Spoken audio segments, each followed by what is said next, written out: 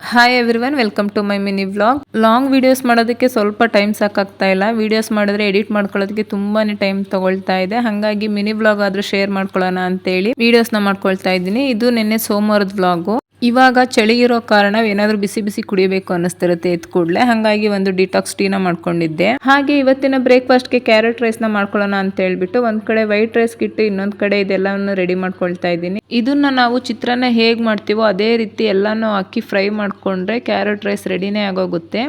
ಇದನ್ನ ಒಂದು 10 ಮಿನಿಟ್ಸ್ ಅಲ್ಲಿ ನಾವು ಈ ಬ್ರೇಕ್ಫಾಸ್ಟ್ ನ ನಾವು ಆರಾಮಾಗಿ ಮಾಡ್ಕೊಳ್ಬಹುದು. ಸ್ಕೂಲಿಗೆ ಹೋಗೋ ಮಕ್ಕಳಿರೋ ಮನೆಗಳಲ್ಲಂತೂ ಒಂದು 7:30ಗೆಲ್ಲ ತಿಂಡಿ ರೆಡಿ ಆಗ್ಬಿಟ್ಟಿರ್ಬೇಕು. ಸೊ ಅಂತವ್ರಿಗೆಲ್ಲ ಇದೊಂದು ಬೆಸ್ಟ್ ಬ್ರೇಕ್ಫಾಸ್ಟ್ ಅಂತಾನೆ ಹೇಳ್ಬೋದು.